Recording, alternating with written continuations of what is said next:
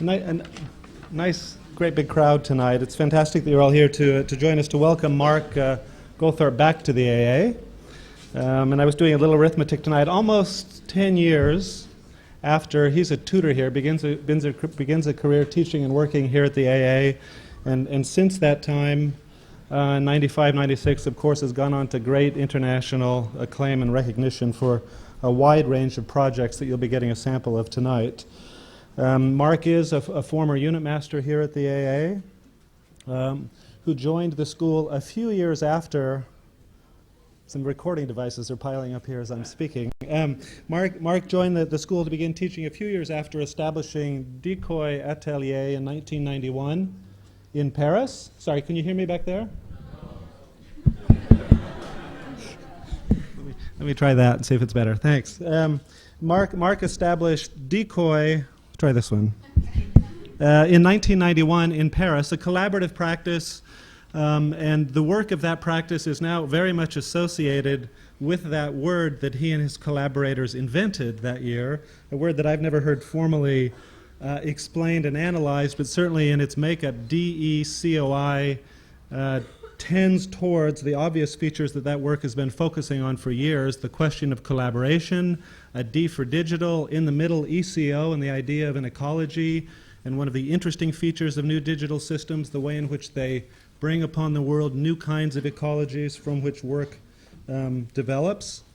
One of the important features of that work is, of course, that it spans across not just a wide range of scales, from sculpture to buildings, but of course spans across also an incredible spectrum of technologies and media. I think if Mark was a film director, for me, he would be someone like the Coen brothers for his ability to spin across genres and to capture with incredible ability the potential that each of those genres offer on their own, but to then keep moving on to the next. Tonight's talk and the focus very much of dECOi's work, of course, is let's say the relationship between formal elegance or formal integrity and questions of form and the related issues of technical expertise and articulation that can somehow be used to understand formal possibilities.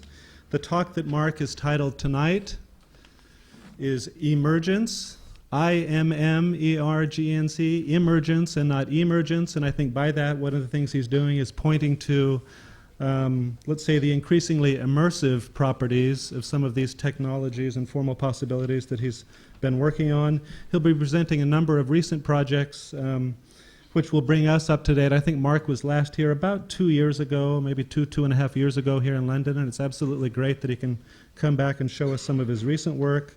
The work has, of course, been exhibited and published pretty much everywhere around the world. In 2000, dECOi represented France at the Venice Biennale. In 2001, received a FIDAT award for the design work associated, I should think, with the hyposurface that year in 2001, a project that I'm sure everyone in this building has seen, and if not, go online soon and take a look at one of its many versions which still exist across the net. In 2002, we had the opportunity to exhibit alongside Mark at the Latent Utopias show in Graz, where we got a chance to see some of his latest work then. Since teaching here at the AA, Mark went on and taught at the Ecole Spciale in Paris, and is currently an associate professor at MIT in Cambridge in the US, where he works between the School of Architecture and the MIT Media Lab. Please join me in welcoming Mark Goulthorpe.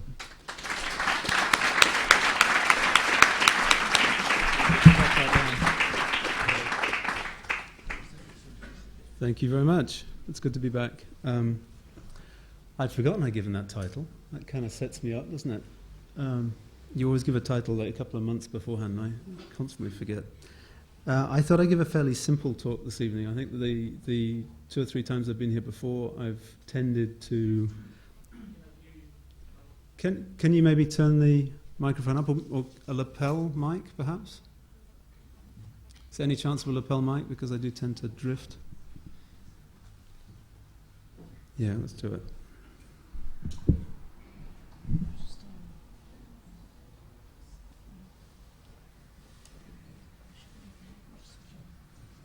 Okay.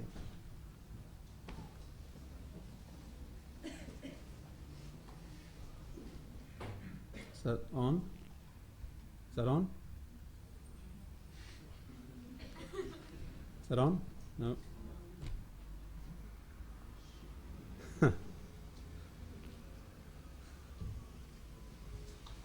I tell you what, I'll play some music.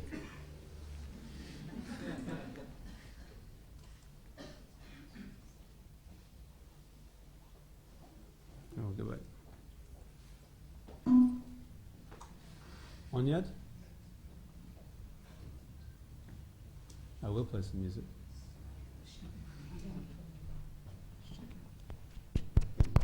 So, okay, let's just turn it up. Okay, better? A bit louder, maybe? I mean, the last 2 or 3 times I've come here, I've really talked about, I think, the pedagogy of the digital, which seems to me, or the consequences of digital technologies and architecture, in a kind of theoretical and pedagogical sense. And so I think since then the DRL has really picked up. So in respect of that, I think I congratulate the school for being so quick to leap on the digital and to obviously to push it in such an extraordinary manner here. So there's no point in me coming and preaching the digital to you any longer. So I wondered what would be useful, particularly in light of, I think Marcus Novak last night probably gave you a cosmic view of the digital, as he does. And I thought I would just concentrate on our attempts to bridge sort of from the promise of the digital into practical reality. That said, I remain fascinated, I think, by the condition of architecture more than architecture itself, the condition we find ourselves in. And I was very intrigued by this image, which this kind of contemporary man flayed alive, puzzling the formative logic of something as simple as a shell. And I love the little mouse finger is worn down. So I take it as a kind of image of the state of us. It's the front cover of the first edition of Charles Darwin's Origin of Species. And I do think of Darwin as the great thinker of the West, who emphasized that variance or variancy is at the heart of everything in nature, the simple logic of mutation and then adaptation and selection for survival. And I do think as we negotiate a technology which at heart is one of variancy, it behooves us to go back and revisit people like Darwin. I'm constantly looking across at the other arts, particularly the kinetic arts. I mean, you're well aware of my interest in Bill Forsyth as a choreographer, so I think he's prescient in many ways in the shifts of creative praxis. Recently I came across the work of a young Canadian composer, Paul Steenhuisen, and I noted this image of Vesalius on the front of one of his CDs. And inside the cover, he makes the comment, in 1843, Vesalius published De Humana Corporis Fabrica, which showed cadavers stripped of their skin to reveal the bone, muscle, arterial, and nerve structures. His goals were to learn how the components of the body sort of relate and to study the complex relations for movement and circulation looking beneath the surface. So no longer simply an empirical science, but a science that's looking at the relations beneath the surface.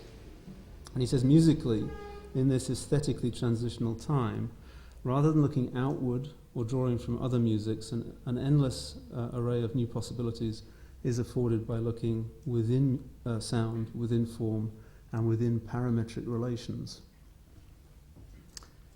I think you could substitute architecture there and you'd have a good expression of my practice. I mean, it really seems that with technologies of variancy, parametric technologies, there is a huge opportunity to look sort of within the form of architecture, within itself, rather than continuing to sort of anachronistically cast around to appropriate images from other cultures or representative form. And he finishes by saying, wonder, and I'll play you a clip of wonder, is the result of intuitively and mechanically applying the analyses of fragments of complex instrumental sounds and multifarious compositional techniques to achieve a new music. Intuition and mechanistics, if you like, within a digital environment, and this bold claim, this extraordinary claim that working with a new technology allows a new music. Reminds me of Greg Lynn's kind of proclamations back in about 1995, where he really was suggesting, working in a temporal medium, there is a potential for a new architecture, and you hear it so infrequently now. It's almost been it's fallen back to a kind of techno-rationalist mandate. I have this software, and this is what I can do with it.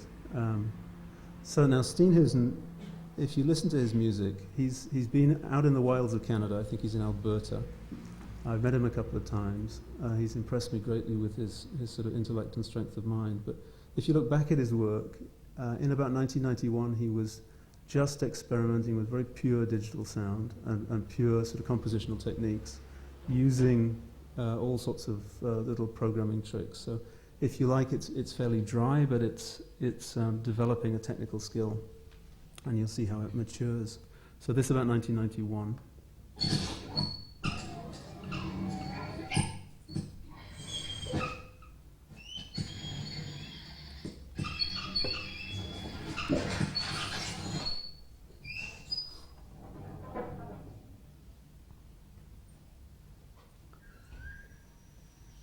Fascinating because it calculates and breeds.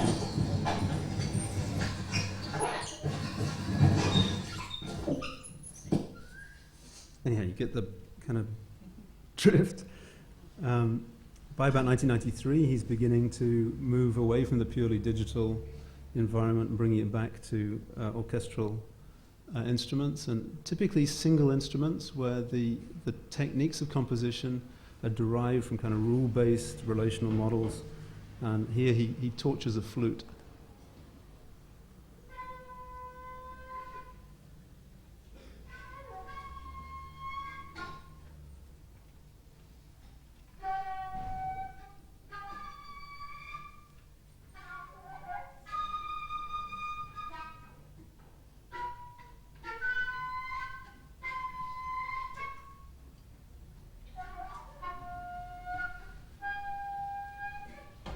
Almost impossible to play. It's becoming so sort of... Rolling forward a bit further, about 1996, he starts combining instruments and compositional techniques.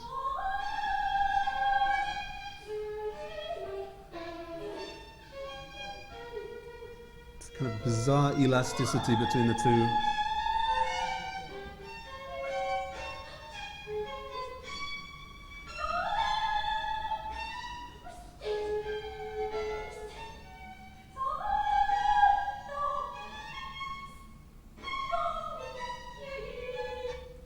And then in about 2000, he composes this piece called Wonder, where he recognizes, I think, the power of these kind of auto-generative and parametric techniques that he's overlaying to create this piece called Wonder, which he intended would not breathe for 16 minutes. And he's really looking for a new intensity of sound and a new complexity of relationships, which is coherent but somehow extremely excessive. And he plays this at the volume of punk. I mean, he's about my age, so he grew up in the era of punk, and when he played it at MIT, it kind of hurts your chest almost, and I can't do that here, so forgive me that, but I'll let this run for just a couple of minutes.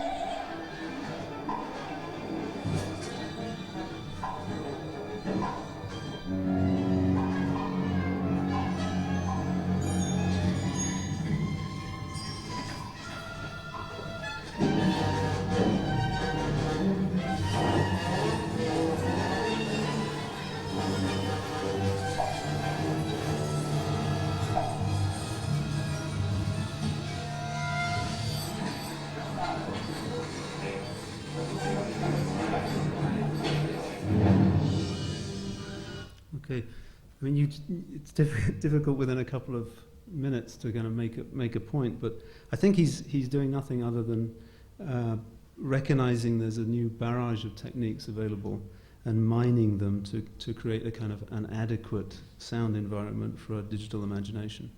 And I don't think I've ever come across a piece of classical music that's so intense and yet so coherent within itself. And I think it's the result. I mean, it's a single mind working with a single computer, generating all the sound files and all the kind of generative techniques, and simply sampling the results of this extremely expanded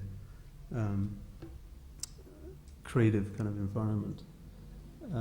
Now, I think the kinetic arts have got a great jump on us as architects. They're not limited by the kind of practicalities of commissions. And poor Paul, I mean, he can't sell his music. He gives his CDs away. He very rarely gets his stuff orchestrated. I mean, he is celebrated, but he'll find he turns up and Beethoven gets 3 weeks of rehearsal and he gets 3 hours. So he has to develop a sort of technical skill to allow an orchestra to grasp that within 3 hours. And so, you know, it's 10 years of very, very sincere research, if you like, in trying to generate a kind of adequate sound for now, but also develop the technical skill necessary to both orchestrate it and get it.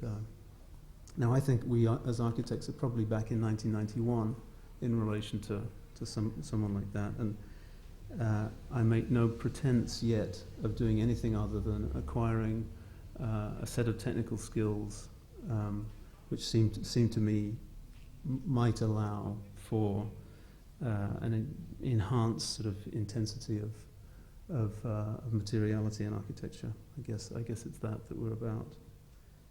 Let me just get this thing started up. So this, a very straightforward project in Paris, which was finished, I suppose, about a year and a half ago. An apartment overlooking the Jardin de Luxembourg. It's in a 1960s building by an architect called Charpentier, who won the Prix de Rome in about 1960, I think, so he's a very good architect. It's one of the few sort of modern buildings in the heart of Paris, one of the most expensive streets. The clients were a film producer who's a very successful young film producer, and his wife, who is she runs a press agency for fashion designers. So a young and very kind of cultured and intelligent couple. They bought this apartment about 2 years before I got to know them, and it's that apartment there. It slides through to the back to a courtyard. They'd just acquired the courtyard and the downstairs space. The downstairs apartment is half the size of the upstairs one, and the brief was simply to sort of revamp the entire apartment, putting the 3 children downstairs, and they have 3 quite young children. They were about 2, 5, and 7 when we started. By the time we finished, they were a good bit older. The existing building, the detailing of it is very strong and simple. Things like the staircases, the concrete work outside. The apartment itself, the existing apartment, fairly straightforward. White carpet throughout, flat ceilings, quite low ceilings throughout. Typical kind of skirting boards, little plastic outlets. The thing I noticed most was his curious furniture collection. He had just a few odd pieces. The lack of a dining room table, which told me something. He said he hated dining room tables, so they lived without. And his brief was kind of curious. He'd already had 2 architects who had each worked for about a year. The first one for a year, the second one for 8 months. And at the end of that time, they'd drawn out working drawings, and he just quietly said no, and paid them off, and then looked for someone else. And by the time he came to me, he was sort of anxious and slightly despairing, and he kind of knew what he didn't want. And he gave me a very interesting brief. He said, what I don't want is design. Don't trivialize me with Philippe Stark hand basins and Danish light fittings or whatever. Could I just ask you for austerity, sensuality, and mass architecture? Can you do that? And I was kind of like, yeah, as you do. But kind of a very interesting brief because he's a smart man, and somehow it announced some frustration with the kind of almost trivializing expressivism or something of contemporary design. Now the apartment, there's not a lot of room for formal play. It's a very low space and kind of landlocked. It's got light from the street, light from this courtyard, light from that courtyard. The existing apartment was chopped up into corridors, so you've got two long corridors. There were 3 bedrooms here. The kitchen was tucked away at the back in this weird space with the stair coming up sort of through it from below. Very awkward. The dining, living, and the guest bedroom. We proposed transforming it somewhat. We put the kitchen over to the side of the courtyard so that the children playing in the garden could ultimately come up and share in the space, and the kitchen would be part of a dining, living. This a family room still, but also a guest bedroom with a bathroom. The master bedroom, kind of strange, long, thin space, but it benefits from light at both ends, and includes a bathroom, which was, it doesn't sound very radical, but it was a kind of tense moment presenting it to a Parisian couple, the toilet being in view of the master bedroom, or master bed, but they nonetheless accepted it on the proviso that there were screens that could be drawn across. A sauna cum hammam for him. We needed a lot of storage space, so necessarily cupboards. Can you maybe turn it up a bit, because I do tend to sort of lapse into quietness. A necessity for a lot of storage space, so he gets a bank of cupboards, she gets a bank of cupboards. Then this central space, this landlocked space, was for his photography collection. He had an incredible photography collection. There was a big Andreas Gursky here of Los Angeles, but he has all sorts of things. So that central space we turned into a kind of gallery, but where every surface can open as a doorway. And I think the project becomes nothing other than it's about threshold and detail, and just being able to open different spatialities very subtly. Cut a staircase down there into the apartment below. The apartment below was also chopped up previously. It's sort of semi-basement. It steps up to the garden. So we've left a big open space, which is sort of kitchen cum living. It's actually a cinema as well, so he can bring some of his clients back to show screenings, and 3 tiny bedrooms for the children plus bathrooms. And I preferred to leave the space open, really because it is kind of gloomy down there. So the children get very small bedrooms. So formally, nothing particularly extravagant. You'll see occasional hints of curvature and things coming in. But what it became ultimately was a kind of interrogation of the extent to which, using digital technologies, we could do non-standard production, meaning that we could really get into componentry and design every single element. Ultimately, the upstairs apartment, we designed every single thing, every door handle, every light, sort of shifting architecture from the catalogue-based collage of current modes of praxis, where you're just specifying toilets and tiles and whatever into actual fabrication of elements. The heavyweight, the call for mass, I took him literally, and I proposed lining the entire lower space, the stairs and the entrance, with concrete panels, and we cast them one by one, each one adapting to the existing conditions, so they all ended up sort of non-standard. Some of them quite huge, and we then had to build cranes to winch them through the space, which was quite exacting, and the neighbours, being Parisian, all went to war on us. As you can imagine, this took 12 months. It was supposed to take like 4 months, and in the end it took 4 men 12 months to just cast these slabs and lay them in place. And they're huge. They're sort of 600 kilo slabs, some of them. The only real experiment in the concrete work was the staircase, and it was a very tight little space cut down. And we couldn't just have a straight run, it needed to twist. So we developed a little parametric model. And this, if for anyone who is unaware of what a parametric model is, you model the parameters rather than the thing itself, and then you're able to vary them. So in this case, the nosing floats at the bottom. It's a kind of, in the lower space, there's a series of floating planes, so the step also floats. And it's a vertical tread. It then inflects at about 1 degree per step, so by the time you get to the top, and the nosing drops. So by the time you get to the top, it's a solid prism, just to avoid a kind of ugly detail there. And as you walk up the step, it's as if the kind of Achilles tendon turning, it both leaves enough space for the foot, but it kind of heaves the concrete into motion. And it resulted in this curious sort of curvature, and you'll see that creeping in all over the place. The formworks just was spat out, and I think we just gave them dimensions, and they cut it out of plywood. In some of these things, we printed out full-size prints. And again, the steps were cast upside down, so you get a good finish, and then rotated into place, each one slightly different. So they're a sort of small celebration of the potential of parametric modeling. It would have been very difficult to do by hand. I found him one day sitting in the dark on this staircase, and the concrete was all finished. I said, "What on earth are you doing?" He says, "I'm listening to my staircase." And it's remarkable, the mass of the concrete on sort of 6 faces. It gives this palpable silence. It's quite remarkable. And certainly the concrete transformed the sort of sonority of the downstairs space. Again, quite a bold thing for a Parisian couple to accept, to line their space with concrete. Downstairs, nothing particularly special, sort of minimal.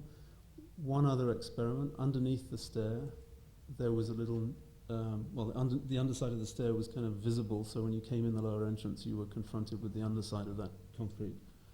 And so we were using fibrous plaster upstairs for all the walls. He felt that gypsum board was too lightweight. And so we started casting this beautiful fibrous plaster, which typically is used for historic cornices, but there's still a lot of it done in France. So we were casting these enormous slabs on sheets of marble, and I said to the fibrous plaster workers, could you do me a complex curve? If I give you kind of templates every 10 centimeters, could you actually do it? And they said, sure. So we gave them it, and they produced a mold and produced these 2 little shells, which they install. And it was absolutely perfect, sort of crack resistant, tiny little thing. It's just a little seat where you can tighten your shoelaces, and it gives you enough space to get out of the door, so as the door swings. But what was curious about it was that it's depthless, and pretty much everybody that comes into the apartment, there's just this tiny moment of vertigo. Everybody's like, oh.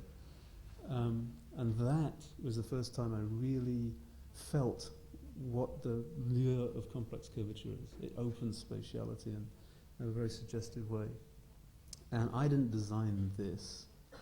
The fibrous plaster craftsman did it for me, where a line dissolves into a surface. I just thought it was such a haunting moment. Almost all of our computer software, the way we're working is point line. To get a line to merge into a surface, I thought was very suggestive. And we've spent a lot of time trying to mimic that vaingloriously in software. So downstairs, fairly simple, and we did use standard products downstairs, and I think there is actually a Philippe Starck basin down there before you chastise me for it. Upstairs, though, we sort of, increasingly as the project developed, we really sort of went for it. The other complex curved surface, there's a few of them around that introduce a kind of softness to the thing, but behind the master bed, in this very tight space, I felt the bed was going to be locked in, being just back behind this cupboard. So I proposed a complex curved surface there, and it's as if the bed sort of presses into the wall, it slips across on it, so it's eccentric on its leg, and it heaves the wall with it. Again, if I go back, and there you begin to see the kind of effect of it. Again, our drawings were just templates. This was a huge piece and very heavy, so they broke it up, brought it back on site, but they stitch it up in a manner that prevents it cracking. They put sort of fibre across the joint. And the client was getting a bit antsy because it was taking quite a while to do this, as you can imagine. But he came around the corner when it was finally installed, and he just said, "Got it, got it," and walked off. And it was remarkable for how it really did open the spatiality of that tiny space. The bed doesn't touch it; it just sort of presses into it. So there's a sort of plasticity to the thing. Now we then got carried away totally. He'd asked for a light source that would illuminate his Gursky photo and his other photos that was even but invisible. So sort of light from heaven, he said. And I sort of I said, thanks a lot. Now, because we were using fibrous plaster everywhere, we decided that paint was for losers. The fibrous plaster is so beautiful, it's got this sort of ivory depth to it. So we decided to just wax it and leave it as it was. Because of that, if we introduced a hot light fixture, you'll see the way it draws air across it, and you get a sort of dirty patch around the light fixture fairly quickly, but we couldn't paint it, so it was untenable to have a hot light source. So I went looking for cold lights, and of course fluorescent are generally horrible, and selected optic fiber, where you have a hot light but it's distant and the light travels down a fiber and the head is actually cold. Now most of the gallery lighting that uses optic fiber is they put one little light every 6 inches or so, and it looks like a sort of Christmas decoration by the time you're finished. Kind of ridiculous. So here, and you also get then a band of light across the wall. So here we made a little mold in fibrous plaster, put an armature behind it, and introduced 5 optic fiber heads on each of the apertures. So there's the actual light is in a cupboard over here that gets vented, and the 5 heads come through. They fix into that armature, and that pops up into the ceiling. And what you get is an omnidirectional cold light. It's a warm light because it's actually a halogen. And this was like 5 months of just dogged effort to do this little hard-boiled egg of a light. But it amazed me that everyone who comes in the apartment just says cool lights. Everybody sees them. It's remarkable. And again, because you've got a complex curve, it's got this sort of depthlessness. So it really is from heaven. The electrician who suffered with me through this, no one else believed we were going to do it. He was very proud of himself. You see the omnidirectional quality, and actually when they're adjusted well, you barely get any scalloping. But as most gallery lights, you do get scalloping. So it was a very quiet little experiment. That's his Gursky. He did buy a dining room table eventually. We found him one that he liked. That's the wax on the walls. And what's interesting, without paint, it seems to bleed in colour much more. It's very subtle, but he was a subtle enough client, he got it. So as the sun shines in the park, it's green, and it changes very subtly throughout the day. Now the gallery entrance space, we'd intended these doors to be wood. By the time we'd done all the fibrous plaster and the concrete, wood seemed too sort of effete, painted wood seemed too effete. So we did it also in fibrous plaster. So they were casting, there's a steel armature in there, and then they were casting these slabs of fibrous plaster. This door took 9 men to lift in place. It's just this colossally heavy thing. Enormous pivots, top and bottom. We'd forgotten where the light switches were going to go because all the surfaces moved, so we hollowed out the pivot and put the light switches in the door handles on a 12-volt supply, which was a kind of nice idea. And it works wonderfully well because you can throw these big, heavy panels open, and they really do have a mass to them as they move, and it does quite radically transform the place. The light switches and the electrical sockets, we then cast these recesses in the fibrous plaster and made bronze plates and found some little switches, so we did all the switching and all the plugs. The wood, and they kind of embed into the corners, so they protect the corners. But a kind of detail like that, I just alert you to the difficulty of it. You end up on site about 12 times to get the alignment of the concrete, the plaster, the bronze, the electrician. There's about 5 trades in this corner, and they will not look at your drawings. You end up having to go down there and bully them into getting it right. They're the light switches and the door handles. When it came to the the finishes of floors and walls. He did want wood. He wanted something that was soft. He said he hated beige wood, red wood, yellow wood. I'm kind of like, what goddamn wood do you like? And he said grey wood, grey, silver grey wood. He's from North Africa, and increasingly I came to realise that what he was asking, he couldn't articulate it quite, was a sort of material memory of North Africa, sort of sun-bleached wood. We hunted around, and it's very difficult to find grey woods except weathered wood, which seemed untenably difficult. So we found a wood called the Mansonia, and when it was first delivered, it's a kind of, the colour on this screen is a bit too yellow, but it's a sort of violet brown. But the merchant assured me that it would, if we left it unfinished, it would go silver grey very quickly, and you'll see that it does. This is the entrance into the living room, where again we've just softened it with a curve. The other wood we used just on that feature wall opposite the big Gursky photo is ebony, and I'll come back to that. So a dark wood. We use the same Mansonia down in the downstairs space. The blinds are all Mansonia. The ebony, we found a little piece of ebony, and you slice it up, and we sort of accepted the variability that the funny little trunk allowed. In fact, I like this non-standard sort of rhythm. They have a special saw to cut this stuff, and every 2 hours you throw the blade away, and this took a week to cut, this tiny little bit. It's a remarkable stuff. It comes out looking like chocolate, but you try to put your fingernail in it, and you cannot mark it. It's unbelievable. You don't finish it, you don't treat it, it's got enough oil in it. The other wood we found was this, maybe we could have a light off, just because this wood is subtle enough. The other wood we found was a thing called the Chêne de Marais, which is a marsh oak, which was an oak that had fallen in a marsh about 2,000 years ago. And occasionally when they're dredging in the Danube or something, they pull up these logs. And the tannin in the water stains them black from the outside in. So it's a kind of semi-fossilized or sort of liquid fossilized wood, and they strip it down. It's a very fragile veneer, but an extremely beautiful one. And there was a moment on site where they brought the cabinets in downstairs, and he wasn't happy with them. And so he called me up. On the Thursday, I'd had a kind of stand-up fight with the veneering guy who said, I said we had 3 trees, they're all slightly different colours, so let's mix and match them. And if you cut it up into little variable strips like everywhere else, I'd be very happy. And he just said, absolutely not. The only way you can treat this is to take the full trunk and you book match it. And I said, no. We kind of stood toe to toe. And he said, you're going to ruin this beautiful veneer. And I said, well, so be it. That was on the Thursday. On the Saturday, the client calls me up, sort of screaming bloody murder about the quality of the cabinets downstairs. And he sort of said, and the Chêne de Marais, have you screwed that up too?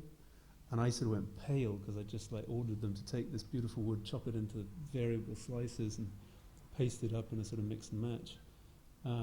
So on the Monday morning, first thing, I called up the veneering guy and I sort of said, would you just hold off on that? We'll do a sample.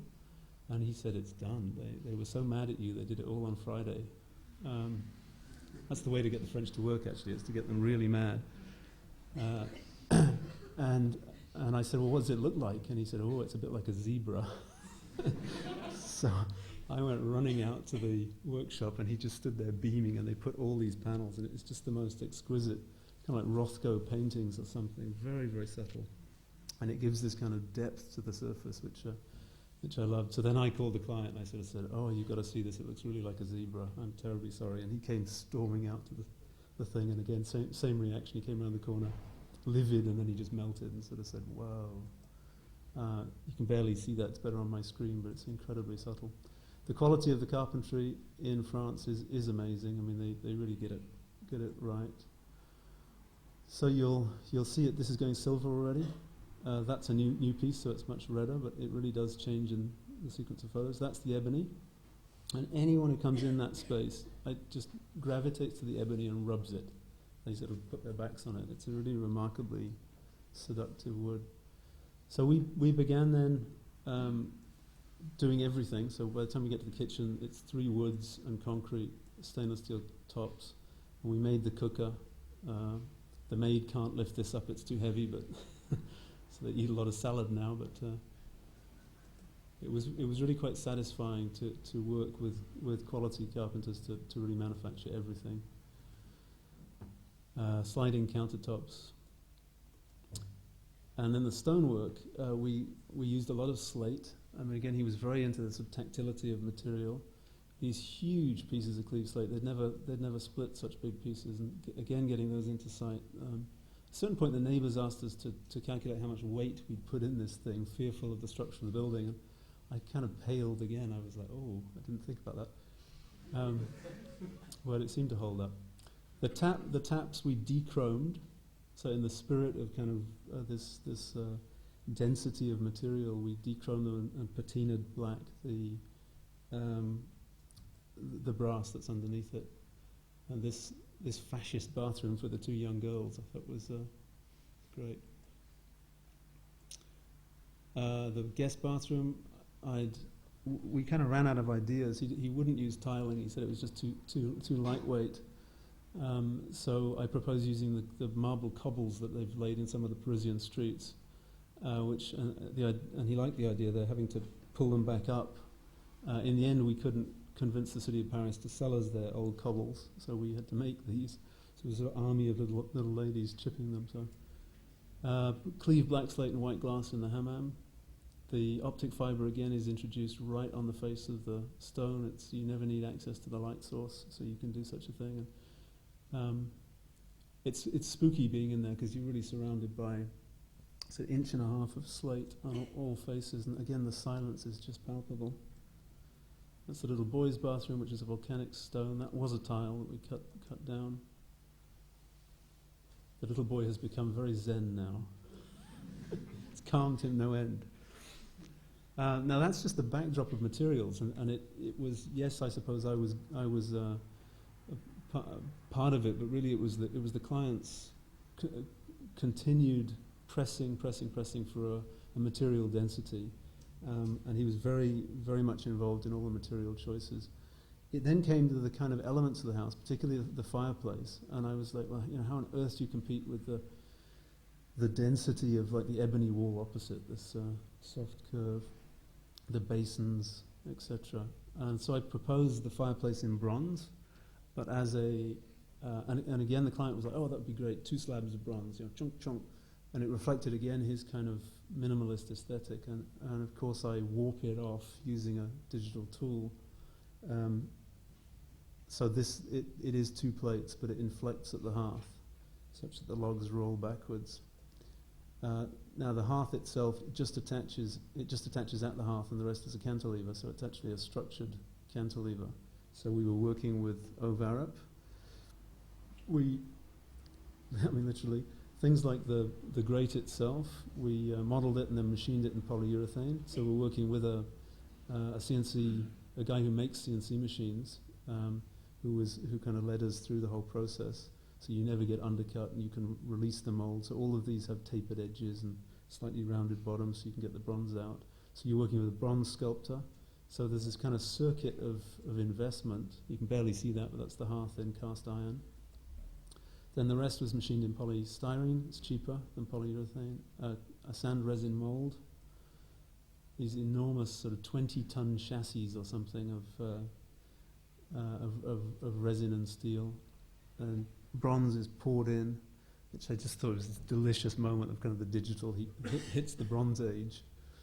And when it bubbles up, you just let it cool and then crack it open. And it's not pretty.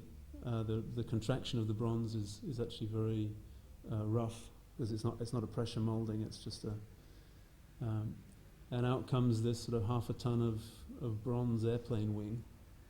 And we'd forgotten how to get it into the apartment, so we stopped the traffic. There was also a little balancing problem. The sculpture is very persuasive. You can see him. This is Greg Ryan, who did all the bronze work. He's quite a character. He'll never work with me again, that's for sure. And so then it's installed. We were very lucky. Well, it was partly thought through that it only touches at the hearth because I knew there'd be retraction in the bronze. I knew there'd be tolerance. And in fact, the fibrous plasterers rescued us. We patinaed it black. Nobody believed that my fireplace design with this funny curve and open thing would work, so we burnt some of the parquet and it went like hell. And so bit by bit, as it gets sealed up in the fibrous plaster, you get just a sort of quiet moment of digital potential. I mean, it's both primitive, but kind of that nesting of curves would be really very, very difficult without the use of a computer. It was difficult enough with the use of a computer. So once we'd done that, I mean, the client was very, very happy with that. Of course, we had to do all the basins and bathtubs, and so we set about, I think there were 3 people in the office at the time, and each one of them got a basin to do. And my challenge was to kind of trap the parameter of basin and induce movement into it. So this first one was machined out of plaster, cast in bronze. Again, it's a very messy process. Installed. We missed the scale on this. We didn't print this out at full scale before we built it. And in fact, it worked out fine that it was kind of a smaller than a regular basin in that tiny space. The scale was fine, but it was a lesson that you lose scale in the computer completely. But certainly very satisfying. Again, so here's the parameters. The person approaches, the water hits, the soap inflects, and it's then trapped and cast. And incredibly satisfying to follow it through. And we managed to get rid of the U-bend, which causes a lot of puzzlement with people on the toilet where the water goes, but in fact it goes out through the armature at the side. So again, her basin, it's a different trapping of movement. This is a centripetal movement. The cupboard doors can close across it. That's kind of the colour of the wood. I mean, it really is very, very subtle. All the showers and things we dechrome. That's his basin, which is cast aluminium and a bronze base. And just getting into all the plumbing. I mean, you really have to follow through on everything. Every single little fixture becomes crucial. But nonetheless, it was very, very satisfying, I think, to see the liberation of people working in an architectural office. That the young sort of architects working on this were conceiving, following through all of the fabrication protocols and executing components. And it's I think there's enormous pleasure to be had there, as well as design control. And I love the imperfection. You know, we haven't. It's not perfect. It's got its anomalies. It's the birthing of something. Now the bathtub, we kind of went too far. I think this was when we reached the limit of casting. What we were trying to do was to just induce movement. So the soap dishes and things are sinuous as it twists, and all of the creases are introduced into the edges, which dissolve into surfaces. And it nearly killed us modelling this thing, and it certainly nearly killed the poor sculptor doing it. The sand wouldn't, as the bronze retracted, it split the bronze because the sand in the mould wouldn't compress. And as he welded the thing closed again, it would crack somewhere else because of the heat. So he nearly went nuts. So this is my favourite image of it, which is kind of the sense I was trying to get. In fact, it's not bad. He did a pretty good job, but he just didn't quite catch the curves of the sinews, so it's not as taut as I would have liked. And we've probably reached the limit of hand fabrication, and you'd need pressure fabrication. So I suppose the whole project is a lesson in the potentials of non-standard fabrication. We brought this project in for a standard high-end budget. It wasn't extravagant at all. The 2 architects he invited back to have a look at it at the end, and they both guessed the budget 200% of what it actually was. So I was well pleased. The premium was time. Obviously, there's about 14 projects within a project, and there was such a learning curve. It was extraordinary. One last piece, which I think was probably the most suggestive. His wife, who'd kept out of the whole thing, they'd agreed as a couple that they'd just speak with one voice, and they held to that. But towards the end, she just complained that she felt very exposed in her dressing room, particularly if he's sitting here and she's pulling up her drawers there. And so she asked for the introduction of a privacy screen, a wall. And I said, well, the space is way too small to introduce a wall. It's going to have to be something very delicate. So leave it with me. I'll hang a screen or something. I then went and found my good friend at UCL, mathematician, Alex Scott, and over a bottle of wine we conceived this, which was, in a way, it's the leitmotif of the whole thing. It's a non-standard rhythm, and then there's movement kind of introduced into the mix. And we then machined this, persuaded the sculptor to try and cast it in aluminium. And this was a huge piece of casting and a very difficult one. We'd only machined one face of it, and then he offset it in the mold and used a kind of plasticine to create a surface on the back. So we really didn't know its volume. So we just filled the two kilns at the foundry. These specialist aluminium casting people came in with breathing apparatus and sodium rods and everything to try and keep it flowing through that whole complex mold. They'd never done anything quite so challenging. And we had about 1 kilo left at the end of the mold. We were terrified it wasn't going to fill. And we cracked the thing open with very high expectation, and it was really disgusting. It just looked like just a lunar landscape or something. And we sat and ruefully stared at it until the client turned up. He sort of got wind that we were up to no good, and he came out and said, "What in God's name is that?" And I said, "That's Catherine's privacy screen, and it cost rather a lot because it's 260 kilos of aluminium." And he said, "That's solid aluminium, really? Well, just polish it. It would be great." And so, we polished it.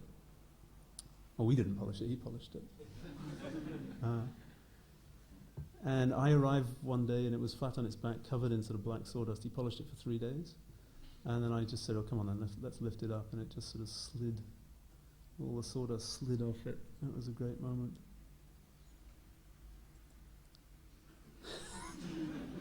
You can see he's never, ever going to work with me again. We'd forgotten how to get it in again, so we stopped the traffic again. It was a great moment on site because all the trades put down their tools and helped. And it was the first moment, I think, at which everybody believed the project was doable. And it just hangs there. The neighbour upstairs had become very, very awkward through the whole process. And we discovered that if you bang this thing in the centre, it would vibrate his bed for about 5 minutes. Great. I think the fibrous plaster cast the plaster against the surface and then slid it off. So you've got a 3-dimensional shadow gap, which I thought was delightful. And it's a very quiet project. It really is the first steps towards a kind of digital manufacturing potential. But I think just an image like this is quite suggestive. You've got really perfectly executed complex curves, which give great spatiality, non-standard components, mathematically generated surfaces. So depth in all the surfaces, a syncopated rhythm everywhere. So it's very quiet in a sense, and it suited the client to be so. The poor wife, when she saw this thing, she didn't know what to make of it, and she wasn't very happy for about a day, but she finally seems very happy. She calls it her wet dream. Apologise for that, but she does. Now, that's the back face. The back face is in a way more successful. It hasn't been machined, it's been done by hand, and there's a soft disfocus to it, which I love. Anyhow. So a kind of minimalism pressed into a slightly new register, and kind of quietly suggestive, I think. So for something quite different.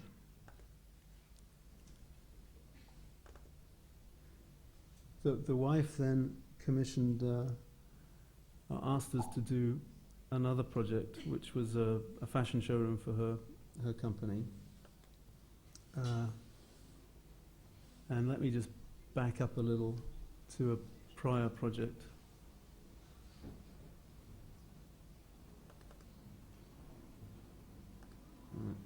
There you go. This was the ill-fated little blue gallery here in London, which was the first attempt to build complex curved surfaces. It was a very, very small project. We executed it by using 2 or 3 different trades. We cut a structure in aluminium. We then sheathed it in aircraft ply, which was quite a time-consuming process. And then we sprayed it with fiberglass. And that worked, but it was a very laborious process, and we did it for a small budget because we had contractors who were committed to it. But it kind of broke the client's will at a certain point, and they demolished it 3 days after it was completed, despite the kind of heroic effort. We made a little bronze memorial. This was the first piece of bronze casting, and there was something about this that because it was a single process, there was actually something very interesting about the translation into bronze. Another precedent project was this one. It was actually squeezed from a condom. Originally it was a pre-digital model, which we then cut out of plywood. The couple of interesting things which I'll refer to once or twice, because it was squeezed from a condom, you've got a tensile minimal surface, so you begin to get force within the generative logic. It's not just a geometry, and I think that's palpable in the final result. And the kind of material richness that you're getting out of attacking something as simple as plywood was very compelling. And again, a single process, so by the time we come to this gallery, it's in an existing.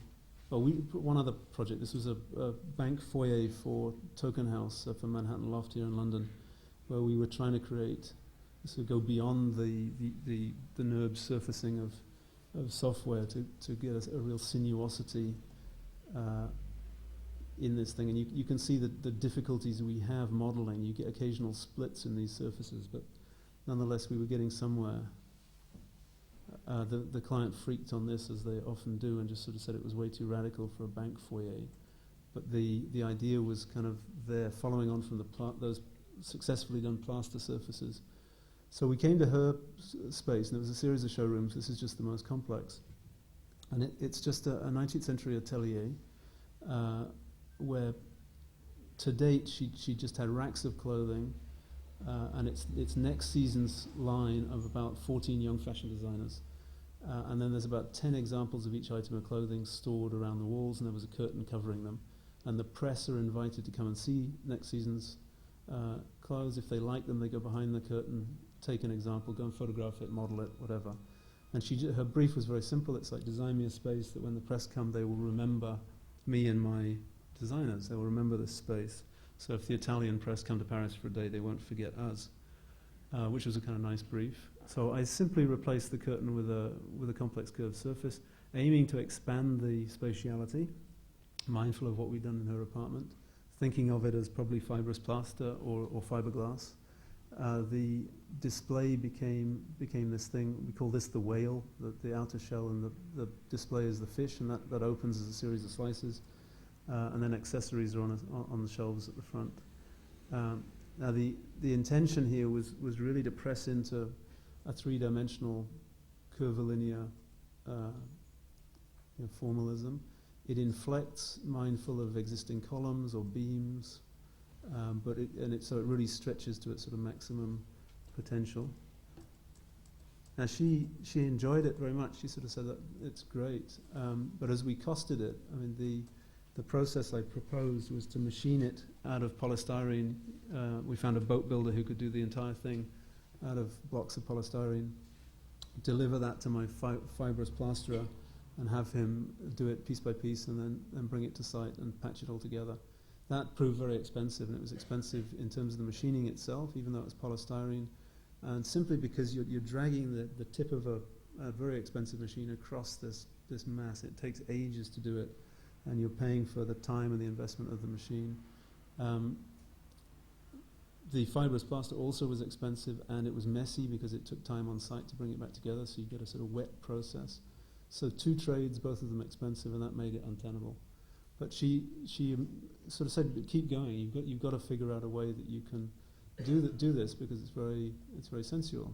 It would suit me well. And that made me again sort of think back to that wooden sculpture. And I just thought, well, if we machine it directly out of a final material, like you streamline it to one process, so it's a dry process, not a wet process, perhaps we can do it. And if only the extremities are milled, this is the only bit that really needs milling, all of this can be cut from flat sheet. So you can use the side of the drill bit, which means you cut through about 10 times more. So we began defining it as the ends are milled, and then the intermediate, we open the spacing even between the panels so that we can control the cost, and so that you can cut it from flat sheet. And that gave this series of models where we're still intent on the three-dimensionality, and even the joints still follow the isopalms, but it's a series of orthogonal cuts. Now, I just arrived at MIT at the time, and I think what MIT is good for, obviously, is its technical ability. And so I gathered a group of students to build a model for the Venice Biennale, and they challenged me. They said it seems such a shame to go back to orthogonal, to plan and section when you're really trying to press into 3 dimensions. And I accepted that, and so we proposed waltzing the planes in non-orthogonal, sort of like a concertina in space, and trying to follow that logic through. So if you look carefully, I mean, the spacing is changing, but it's tighter on one side than the other. And in fact, in plan and section, they're waltzing in space, which of course increased the complexity of the whole project enormously. We then delivered these working drawings to a carpenter with a big 5-axis CNC machine who I've worked with before in France. These were the working drawings. I think that they're so beautiful in that you recognize the kind of intensity that you can condense materially. And he bid at 83,000 euros for the whole job, which was well within her budget. Ultimately, it came to about 102,000 once he'd really realized the complexity, but it was still pretty good. So the fabrication process, we're cutting it out of separate sheets of plywood, so there's a maximum size. We're notching out the back of these things to create these cradles so that you can flip them over and just stack these things. It would come to site as a series of sort of pork chops that are just bolted together. The carpenter refused to mount it in his workshop. He just said, "There's no point. My machine is accurate. If your model's accurate, I don't need to do it." So that gave me a good deal of confidence. So that then became the final scheme. Now, try to do that in Rhino or something. That's quite a proposition. You can contour orthogonally, of course, but to do it non-orthogonally was really, really something. And you'll note that all the little joints are indeed in 3 dimensions. So all these little pegs and things are, that is a horribly complex joint. So we set about thinking how we would model this. And we reduced it to 2 parameters effectively. The green line is the angle of the plane, which is normal to that green line. So as you move that green line about, so the plane changes. And the red line is the density of panels. So we could tighten them up where they're going to be milled at the ends and loosen them in the middle. So by varying those 2 parameters, so that's an orthogonal version where the green line is straight. And very quickly you go through different variants. And what was compelling, and I find this in many of the projects where you're working on these sort of abstract forms, is the moment they become kind of figurative, and the team starts naming them in certain ways. And in this case, this end was called Pamela, and the other end got called Bill. And the whole project was about nuancing Pamela and Bill to be expressive, shall I say. And I think we went through these, by the time we got the script working, we got through sort of 9 variants in about 9 minutes. So it was down to the kind of S&M version down here. So then we lock it down as to a final proposition. And this was the model we did for the Venice Biennale, which the CNC machine is about the size of a tennis court or something, or about the size of this room, say. And this thing like Robocop comes clattering down, and it has a little dentist drill in it, and we're machining these little sheets of marine ply, of aircraft ply. But you can see already in this that the curves are cut by a 5-axis machine, so they're changing angle continually, and the dowels are machined at different angles. Now we built this 2-dimensional formwork to hold these things in space. What we found as we fabricated it was they slotted into the base, and once you put those dowels in, there's only one place they can go because they're all in 3 dimensions. So it just locked it in place. And so other than the ends, where it lifts off the ground, we didn't use this. And that gave me an incredible confidence to venture that move into three-dimensional fabrication. Now this thing, so every slot in the base is a slightly different angle.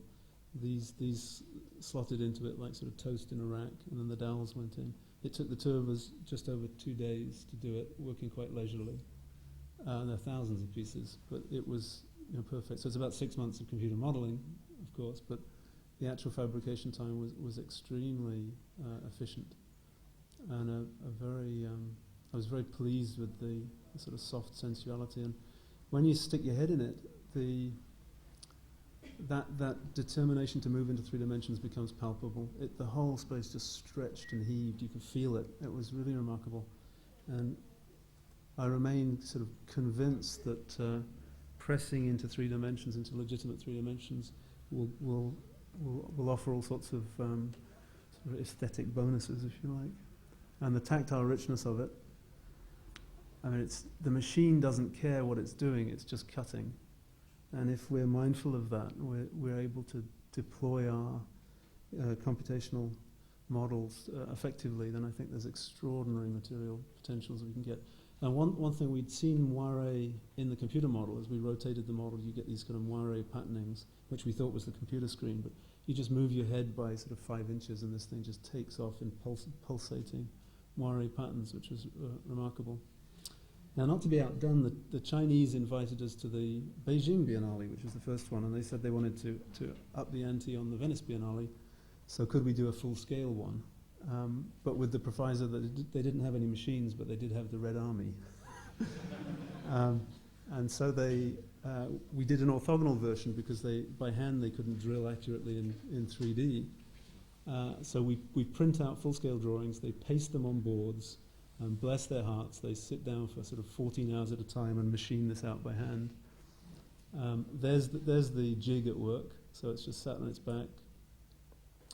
And I have to confess, the Red Army was defeated time-wise, which was a shame, but they cut out probably 90% of it, and you can see as it went together just fine. You can see all the curves align, and we were beginning to put the pork chops together, and so it remains sitting in a warehouse in Beijing, looking for the next war, I guess.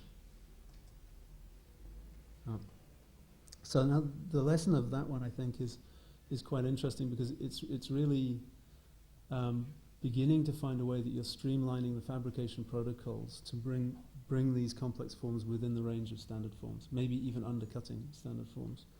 And that of course is something that becomes crucial if we really want to exploit the potentials of digital technologies. Just close down some of these.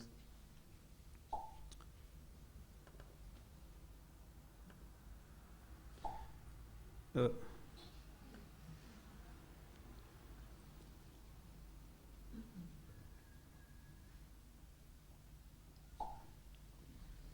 away. Now this next one is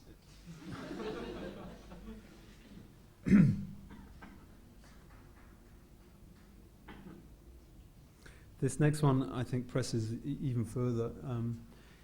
Frequently we're doing artworks which we sort of learn our techniques on and then taking them across to architecture, and it is very difficult to experiment within a kind of architectural commission. You tend to or you require a client like the one in Paris who accepts that there's a time premium.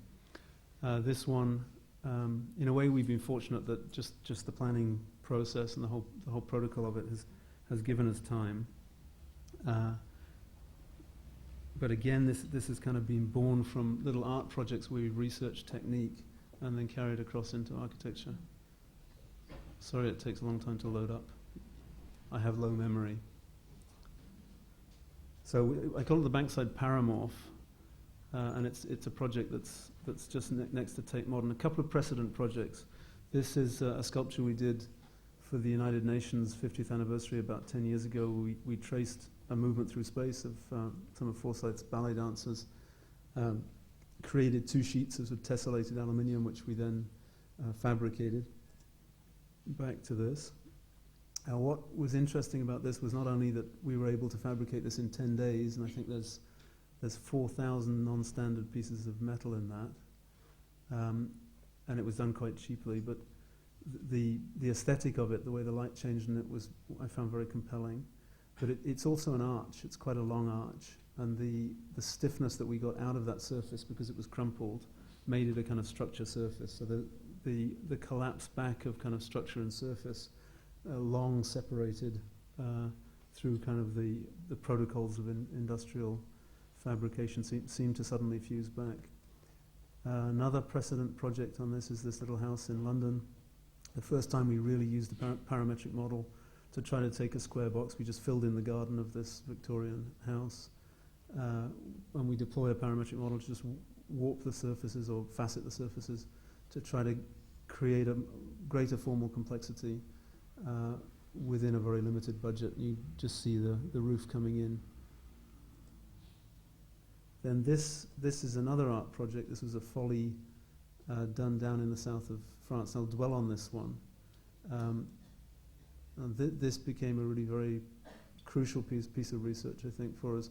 The mayor of this little town down in the middle of France, in Exidoi, I think he decided his town was boring, and he invited 6 artists to come and work with members of the local community. I was the 7th, in fact, that was invited, because the farmers of this little hamlet, who were my clients, had killed the first architect. They don't like their mayor, and they didn't like his ideas for creating artworks around the place, particularly in their hamlet. So when I arrived and they found out I was English to boot, they were incredibly hostile. And I had a kind of very strange conversation when I sort of said, "What do you want?" And they said, "Well, we really want you to get back on the train," which was the oddest brief I've ever had. But the one thing I did get out of them, they were fascinated by underneath this is a limestone landscape, and there were caves that they'd never visited that they've seen. And I latched onto that, and these sort of phantomatic caves that are beneath them. I said, "I'll give you a digital cave. I'll give you a cave that you can inhabit," and I went running back to Paris as fast as I could. We've taken it as again a kind of expression of the condition in which we sort of find ourselves, using the primitives of the computer, which are 3D splines in space. I think there's 7 splines or something which make this thing. And thinking of it really as little other than a sort of primitive hut, that you're looking for almost the birthing of shelter, that the final form, you have a bench on the backside with a wall sheltering it, a table. It wraps around to form enclosure, and finally a belvedere that lifts off the ground. But it's just a very simple sort of folie in essence. Of course, I presented it to the farmers in total silence. 20 minutes of absolute silence, and finally I said, "Well, come on, are you with us or against us?" And they were like, "Yeah, this is the craziest in the village. We win. The mayor will hate us." So I got unanimous support for this crazy thing. It's very, very funny how it all works. Now, this then, what we're aiming to do is to deploy structure surfaces, meaning that and to deploy legitimately 3-dimensional kind of elements. So you're looking to fabricate 3-dimensional elements which are both structure and surface. It's just triangulated, but we've been careful with the faceting, so it sort of decelerates around the curvatures. We double the thickness of the surfaces to allow, and we abandon the idea of an internal structure for a couple of reasons. I mean, one, again, it introduces 2 trades. But secondly, as soon as you weld up something like this, you introduce heat and you introduce tolerance, and I'd learnt that from the bronze. So we looked for a cold cut process, if you like. So this was fiberglass with internal webs of fiberglass just glued together. In terms of the parameters, there's your spline, your defining spline, which is faceted. And I think forever architects, even if we accept that we are in a paradigm of curvature, the flat faceting of a curved surface is sort of one condition, and it's an obvious economical condition that to work with flat panels is always going to be probably advantageous over curved surfaces. So here we're flat faceting for cost immediately, but we've introduce depth, so that's one parameter that can be varied, and thickness, that's another parameter. This became a little prototype piece. The fabricator became very confused about which was inside and outside, but nonetheless got there, and you'll see some prototypes later. This was our first parametric struggle. I mean, it was the whole project in a way is a sort of, you're dreaming of a form that you know will require a parametric model to do it, and then you're developing the technical skill to suit. And ultimately we get it to a sort of crude global variability, such that you become aware you're no longer designing a singular object, you're designing the potential of an object which is then negotiated between engineer, fabricator, architect, client, what have you. And that kind of, that you're creating the possibility of a form rather than the definitive form. It becomes precisely indeterminate, if you like. It's no longer that you're just determining in classic fashion. So the goal, in a way, was to have a seamless process from start to finish that would be parametric, that would allow an inclusive group definition, so it would be variable, that would celebrate the formal potential of digital technology. Certainly, we're pressing fully into 3 dimensions, but at the same time, you're trying to recover efficiency in both the material deployment, in that there's just a sort of single material, but also in the process of the team working on the thing. Now, of course, none of those goals really come easily, and of course, it's not an easy, simple process. There's an enormous amount of research that goes in behind the scenes, but the goal of it, I think, is legitimate, and it seems to me a sort of prototype of low-cost, non-standard low-cost housing, but on condition that you're really rethinking through the protocols of disparate trades that seem to be sponsored by industrial production, and you're looking for a kind of fusing back of all the different aspects. So this is both, finished surface and structure and potentially insulation. Anyway, when we came to this project, and that of course got, as soon as we came close to legitimating it, same with the gallery, the closer you get to actually proving that you can do it, the more worried the clients become. And they get nixed at some point after you've done the real work to sort of get it to that point. This project then was, we were invited to look at this tower top, to put an apartment there. The developer who developed it had just had a daughter and wanted to expand the space. He never used the rooftop, so it became like, can you expand that tower top?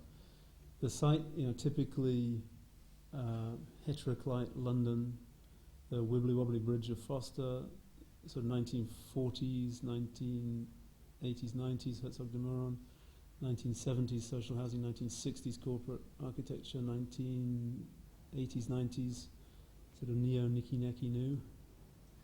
And very and in a way, the most effete of all the architectures there is the one that we're working on. And it seems to me, it's obvious the planners have had a big hand in this form. It's like right to light to these residents. It seems quite obvious that this kind of clumsy stepping stump, but nonetheless a very, very compelling site, very interesting site, and amazingly located in London. And the views from it are really the most striking parameter, and certainly from the client's point of view, the views were the thing that he really wanted to keep in all directions. So for him, the brief was really just put a glass bubble up there, and we'll make the upper floor just a loft space, and then downstairs we'll rearrange the bedrooms and kitchen. We begin with curvature as ever. It's a curved site, but I think curvature is just the primitive. We begin working with Arup immediately, and I've been very lucky to have the support of David Glover's Group 4 over many of these projects, and they seem to support us through thick and through thin, which is great. And they immediately cautioned me, and they said, well, glass bubble is untenable. The thermal laws of the 1970s mean that you have to attain a certain U value, which you'll never do with 100% glass, maybe 45% glass. So with a sketch like this, you're sort of admitting that there's going to be solid and glass. And they also counselled, because it's a developer project, so it needs to make money back. The square meterage it gains has to be proportional. It's a very expensive building. It's one of the most expensive apartment buildings in London. So it's a decent budget per square meter, but it still needs to be realistic. So they counsel complex curved glass, forget it. You'll not get away with it. But nonetheless, the kind of goal of enclosing the maximum space, so you're enclosing the two balconies down below, creating this thing, and swelling this kind of blob to maximize the area.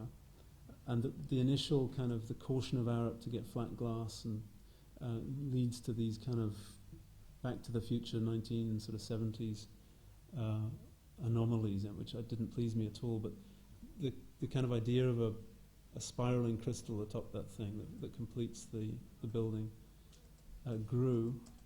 So there's a defining blob, which is then broken into two materials, and bit by bit we kind of articulate it, and that's probably the best the sketch design things. This done in 3D Studio Max using a lot of twist function, which seemed to help the faceting, but playing with the facets a lot. It's not falling back to the protocols. But the proposition being, three-dimensional, lightweight, prefabricated trusses. It has to be lightweight because you don't want to have to restructure the whole tower. It has to be quick, otherwise the neighbours go to war on you. So this is a kind of this sort of almost hieroglyphic gesture. Suddenly it seemed legitimate, lightweight, precise, exciting, and it creates this extraordinary three-dimensional space. As we then sort of pull out and look at it in its context, certainly the client actually sold the building about 2 weeks later. He'd had it. And that was the end of that, I thought, until the next client called me up and said, "We understand you've done some plans."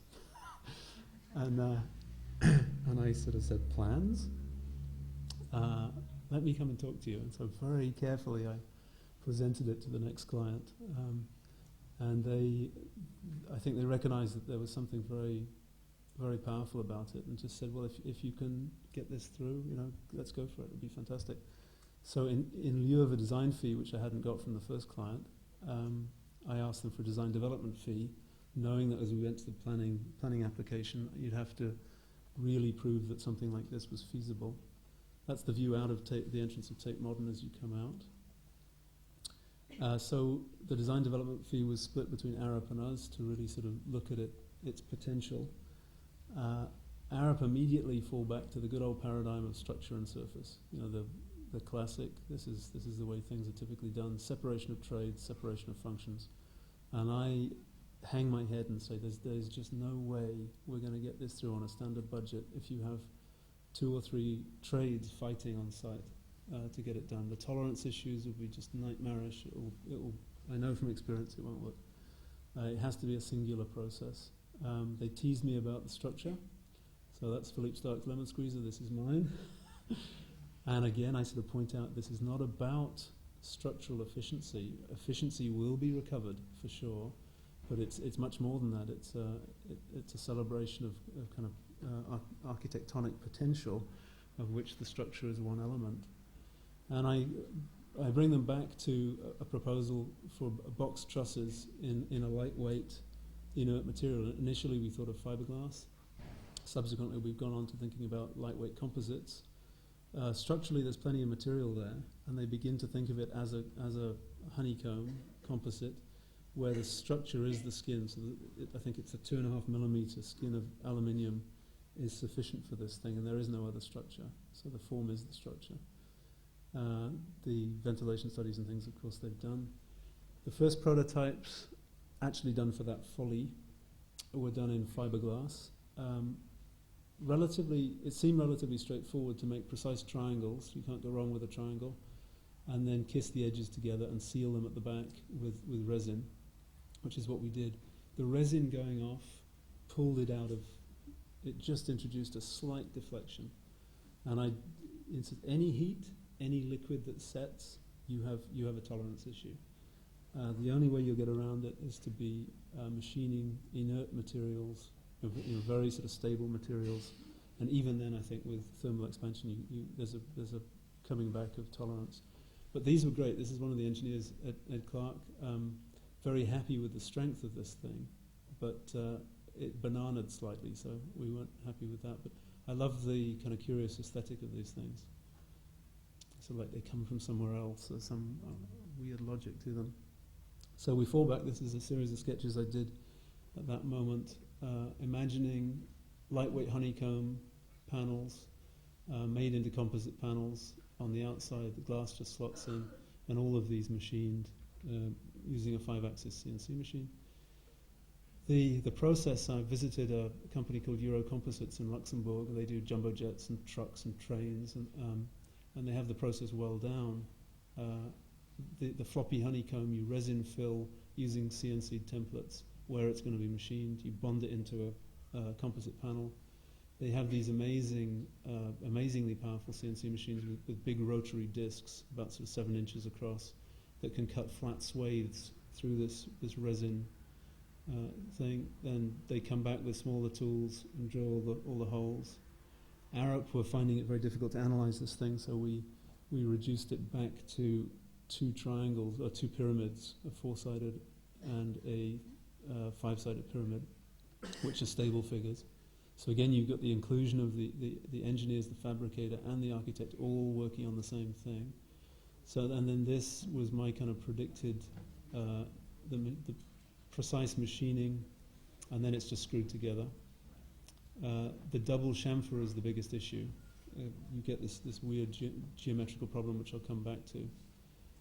And that these would be then made into big prefabricated segments, winched into site with a crane, and bolted in place. So that seemed like a sort of feasible process. Now the difficulty then is getting precise information to a fabricator, and we've spent probably 8 months developing a series of parametric models. And it's kind of interesting. I think in many of these projects, your formal imagination is exceeding your technical ability. So you're putting something out there that you know can only really be done through using a parametric model. And here we're fishing, okay, this is the form we're kind of after. How do you develop the parameters for that form? And I really defy pretty much any architect to name the parameters that will generate something like this, to turn the system around and make it a generative parametrics, which I think is the promise of parametrics. But as yet, we're just in this sort of process of stretching our imagination. So here we have the 2 blobs. There's an engineering blob on the inside, an architectural blob on the outside. We're cutting it up with a sort of structural set of fins, which we accelerate around the curvature, a decorative set of fins. They flip at a certain point just because of the logic of the spiral, which is very puzzling in a way, but fascinating. We intersect those, and we generate our first paramorph, as I call it. Kind of boring, and it sort of lost the energy of the original, and I think in large part because it's simply a faceted blob. We've simply taken a blob and we faceted it. If you start then prioritizing like the quadrilateral glass, then one of the corners of the glass pops off that thing, and you start getting much more interesting form. And so bit by bit, we sort of worked through a series of parametric models, mastering our kind of both the technique and the form. And we're after that kind of spiral. Now the biggest issue here, and it is the Miesian detail of 3-dimensional space, is the offsetting of surfaces. The moment you're in a 3-dimensional space, as soon as you start offsetting, you get interesting dilemmas. If you have a 3-sided pyramid, you can offset it so that apex offsets to a single apex, you get a nice clean line. If you have 4 surfaces and you offset them, you get an anomaly, unless it's a symmetrical pyramid. If you get 5, you get 2 anomalies. 6, you get 3 anomalies. Now with a triangulated surface, which is the kind of default setting of architecture, you typically get 7, 8 triangles, so you get all sorts of anomalies that throw off your aesthetic really badly. So we have chosen to offset inwards and to machine out those anomalies, which means that we have to get incredibly accurate modeling and incredibly accurate machining to allow it to all go back together again. And I'll qualify that for you later. But the parametric model has been developed by a very brilliant student at MIT, Stelios Dritsas, who's now in London working for KPF. This is done in CATIA, and it gives sort of global variability, so this thing can be really morphed around all over the place, which has become very useful in negotiating with the planners, curiously. You can move the elements around to change view, we can move the facets around, and all of them stick. So it's an elastic model. The glass flip-flops, maintaining its quadrilateral thing, and you can sort of test that. The slots of the glass can be varied, so if the fabricator suddenly needs treble glazing, we can vary it. And all of those embedded into one single model of variancy. Even around the back, this is the most difficult bit, sort of allowing that surfaces always have a 5-degree slope for water runoff or something becomes controllable. And as you make changes, so it updates an output that is a direct machining file. So that's the final CATIA model.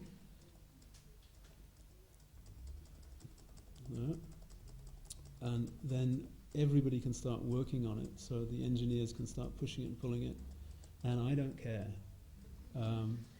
strangely, or you do care, but it's a much softer mode of working. We had a very interesting planning meeting when the planners, of course, have to have their say in such a process, and they, of course, asked that the cantilever be reduced. And in the meeting, real time, I could drag the whole model, and it completely changed the tenor of the meeting. I mean, one, they felt included, but they also felt terrified because they were actively making design decisions. And I think the politic attendant on parametric modeling will be fascinating for the protocols of the profession.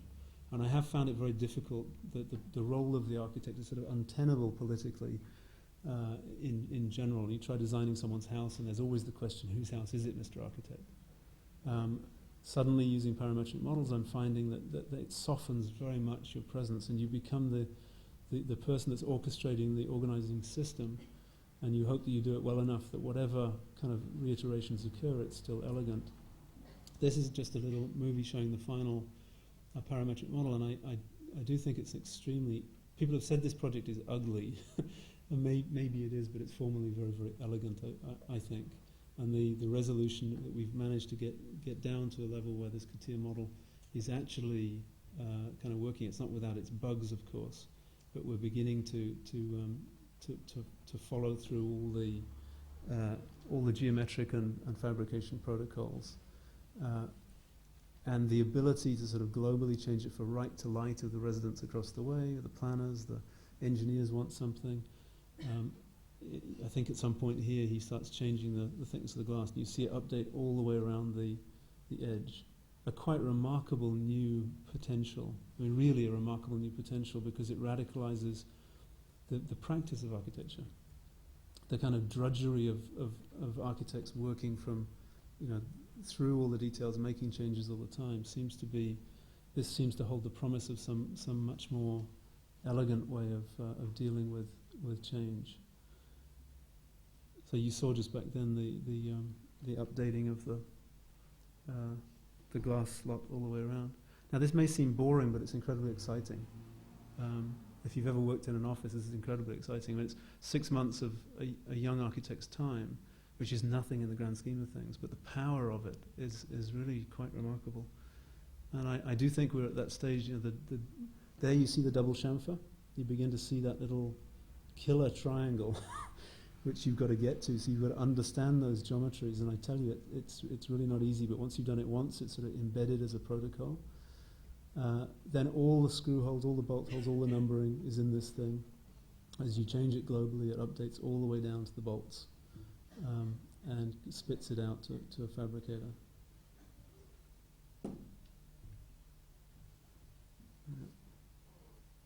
Just, I think it's almost done.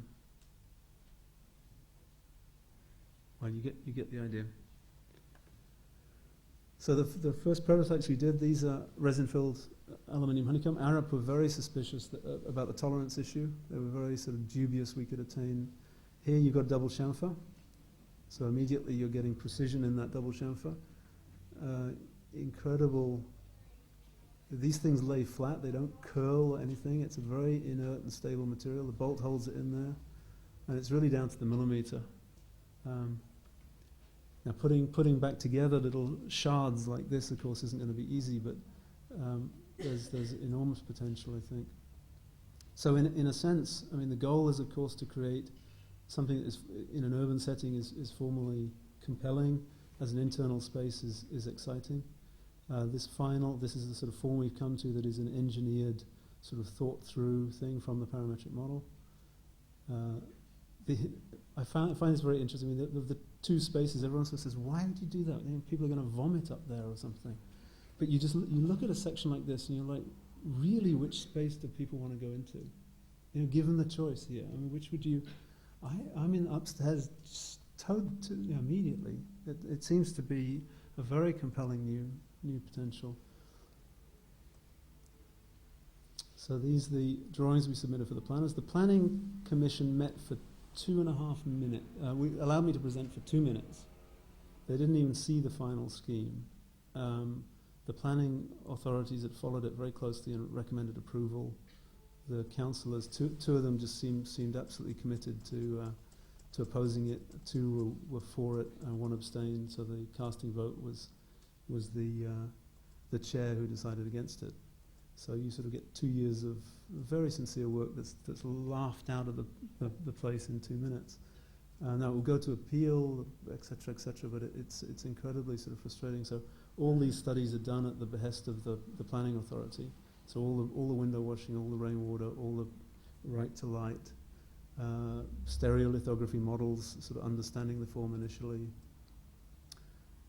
This the final proposal. I mean, if we could do this for like the same price as a standard Norman Foster box, that's something, yeah? It really is something. It makes me very sort of hopeful.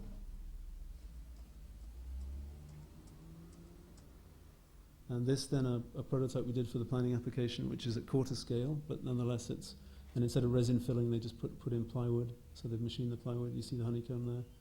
It went together reasonably easily. I wouldn't say it was without difficulty. And then we put a bipolar metallic finish on it, which gives it this kind of, it emphasizes the faceted nature of the thing.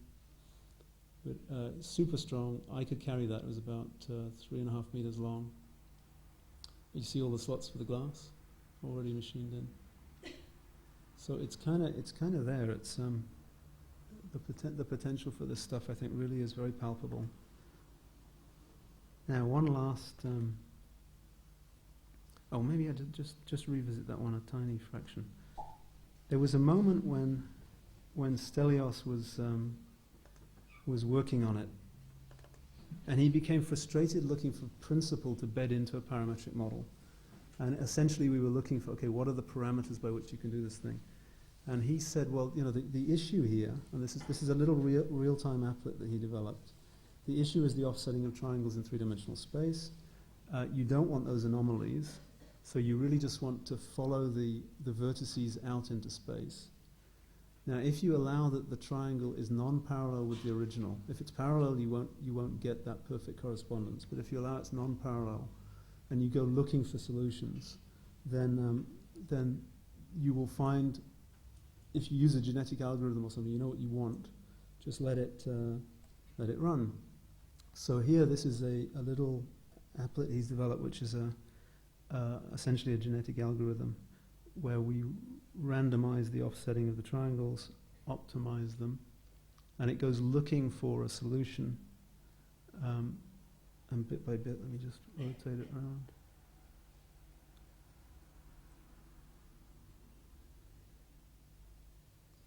So if I randomize it again, so there it's looking for sort of non-standard but solutions that will find it. And across the bottom, it measures it measures it against your ideal. So the closer that those lines come together, the better it is, and it saves them in a lookup table so you can go back and look at the best results. So it's just rotating those vertices and throwing triangles off and letting them find a solution. And he would run this, 100,000 or a million times. He doesn't care, it's just a calculating machine. And of course it's going to give you something that is not ideal, but it may be close enough.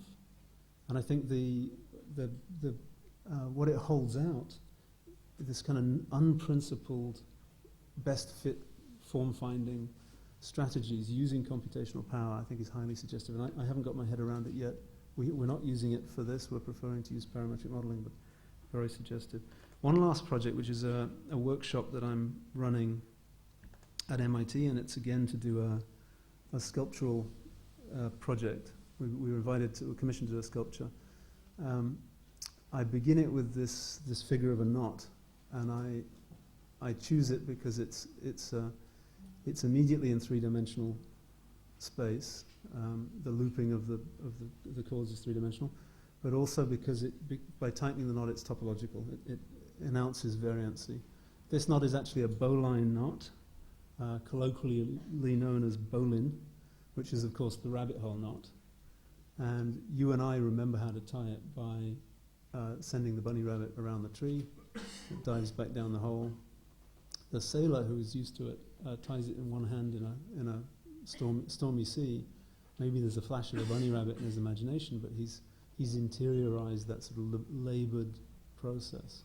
And I think it's my question in all of this is to how quickly do the kind of explicit processes become assimilated into the body and become second nature, and it slips from bowline to bowline in our and it becomes implicit. Now, in the sculpture, I've taken the figure of a knot, but specifically a Borromean knot. Lacan was very interested in Borromean knots, but it's a false knot. It's three intersecting hoops,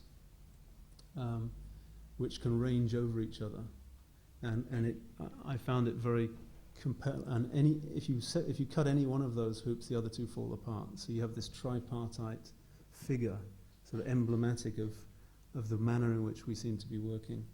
And of course, by ranging it, you get different spatial conditions very quickly. So my challenge was to create a parametric model of a Borromean knot that would be the basic sculpture.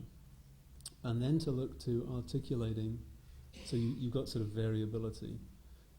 Another impetus was the structure surface implication of this, that there is a material force implicit in this thing, which is absent from most computational processes. That could we get a structural optimization of this form on the fly in a computational environment? This project was a kind of testing ground. This is an architectural project near St. Paul's in London, where we've designed a kind of loft space that's this glass bubble. Actually call it the Rape of St. Paul. It's a glass bubble that we look to faceting in transparent material, in glass or plexi. And the issue was exactly what we faced in the other tower top project. If you're offsetting triangles, you get into all sorts of problems, and the articulation of a surface through triangles seems to be sort of untenable for glazing. The detailing is just too crude. So could we devise other surface geometries to articulate it? So here the default setting of most architectural software, the triangulation, we've instead taken the midpoint of the triangles and created a Voronoi pattern. And Voronoi is simply that. It's the midpoint distribution, which gives these kind of patterns. And what's nice about them is you only ever get three edges at a node, which means as you offset it, you don't get that anomaly of the funny little facet, of funny little triangle. So you can perfectly machine straight edges because you've only got three. In addition, because you've got three edges, it's structurally determinate because there's only three differential equations, or notionally structurally determinate. Now, the issue with this, it seemed a very compelling kind of thing to try to do, to articulate a surface using Voronoi patterns. They remain complex curved figures. Obviously, a triangle is always planar, but as soon as you get a fourth point or a fifth point, sixth point, it becomes complex curved. And so my challenge to the team I gathered, there was a computer scientists, programmers, and scripting architects, was can we develop a kind of Voronoi pattern that, as seen in nature, to deal with complex curved surfaces that would give planar facets so that we can machine them from flat panels in economic ways. And you see these patterns everywhere in nature. I mean, admittedly, they're coming from a cell expanding outwards and pressing against its neighbours, but you also see it in soap bubbles where that's a force diagram as it minimises its stress. And again, they're sort of Voronoi patterns. So the Borromean knot became articulated as a series of sort of noodles, where we can vary the convex, concave quality. We can range them over each other to begin to define kind of architectonic space, and every element goes from floor to wall to ceiling. And the goal is then to articulate it into rapidly into a surface and to hopefully structurally optimize it. Now, if I just flip to a little applet we've developed, this is very much real time, so I'm probably going to fall flat on my ass. Input. Open box. Now, the computer scientists who are working with us are appalled by us architects in our lack of understanding of the computational tools that we use. And the first 6 weeks of the course was just them beating up on us for the silly ways we do things. And in particular, because what we're going to have to do is work mathematically on this surface, the computer scientists need closed surfaces that are coherent and watertight, as they call them. And Barbara Cutler, who was the computer scientist involved, immediately demanded, why are you architects working with 1D primitives, splines, when you're trying to do 2D primitives? And she explained very quickly that we gave her various models of that St Andrews project that was based on splines and lofting. And of course you don't get watertight surfaces, and she shows you why, because the mathematics, as you loft from one spline to another, you get pages of mathematics, and you try to join it to the next one, and it doesn't work. And she illustrated it very simply with Toy Story 1 and Toy Story 2. If you look at Toy Story 1, Woody's nose doesn't quite fit his face. There's little splits, and his fingers don't meet his hands, because it was a spline-based paradigm.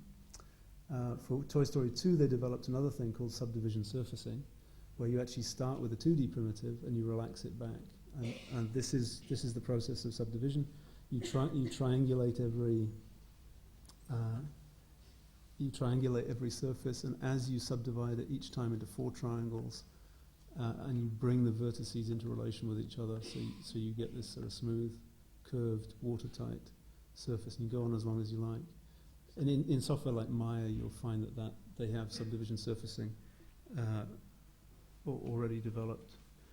Now, if we work with this, we can immediately begin to work mathematically, because first she seeds planes. You choose the number of facets you want. There are various different cluster metrics, and then she likens it to putting post offices across a territory. Initially it's random, but you're trying to then gather houses around each post office in an even distribution. And that's what a Voronoi essentially is. So it goes looking for a sort of best fit, and you can see it sort of swims around a bit. She teases out all sorts of things by putting in various filters. If you imagine the postman on his bicycle, he doesn't cycle uphill so quickly. So if she puts a topographical filter in, so they get long and thin, following the topography. So that settles down, and if I go to Voronoi planes, that's a Voronoi surface. So within a few seconds, we have a fastest. I can change the number of cells, etc. There is a hanging chain.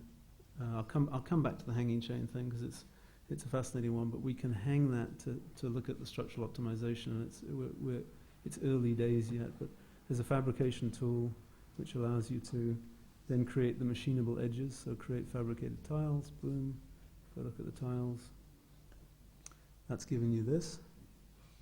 Then you flip it into Rhino.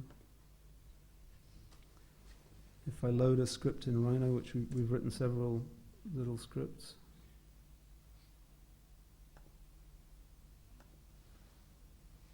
this will doubtless crash on me, but bear with me. Select edge rings, yes. Text labels, so 0.05. Station. And there it goes, creating the actual sort of machining cells. If you don't like the proportion, off you go and do it again. And what that's doing, that's putting in bolt holes, it's putting in text, it's giving edges, and that is a machine-ready file. We can map it flat in that original applet. So, you know, those crazy blob guys who are doing things that can't be built, I think suddenly you begin to get enough expertise that not only can you build them, but you can go from kind of sketch design to fabrication tools very, very quickly if you sort of approach it in the right way. Let me skip out of that.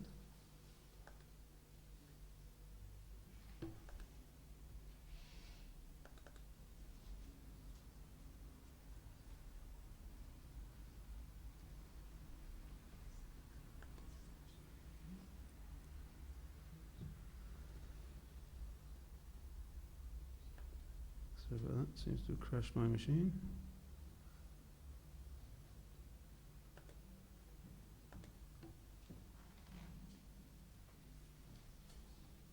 There you go. Now if I go back to this one then, well, a couple of things, just to show you this briefly. This is a piece of work by an engineer, John Oxendorf at MIT, and Axel Killian, who's a PhD in design computation. And they have been tackling the Gaudi hanging chain issue. John's comment being if Antoni Gaudi came back today, he'd still use the good old hanging chain because there's no computational process that's better. So they're beginning to develop. If I click these points, you can see it starts relaxing under gravity. Right, so you begin to get a kind of real-time hanging chain propensity. If I flip that back upside down, that gives you a compression, so that's a structurally optimized thing. I think if I do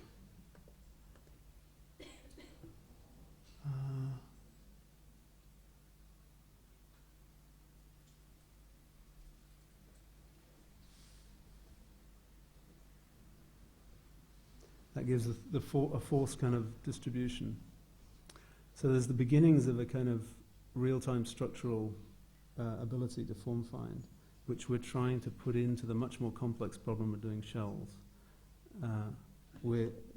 That's a quite complex thing. We're learning a lot from the computer scientists who do things. But let me show you a more complex example, which I like. This is the classic bunny rabbit of the computer scientists, which they use to test sort of animation software and things. Again, if I remesh it, subdivide it to give us lots of triangles now. She's given us a tool called painted density. It's very crude as yet, but it's interesting. 0.5. So if I then go into this bunny rabbit, I can spray what will be density of Voronoi patterns on places like where there's areas of curvature. So then if I go back, my Voronoi, I increase it to say it's a very complex form, so I need far more facets, otherwise it's going to go crazy. And I say create Voronoi, and I visualize it differently. Plane fit error. Projections.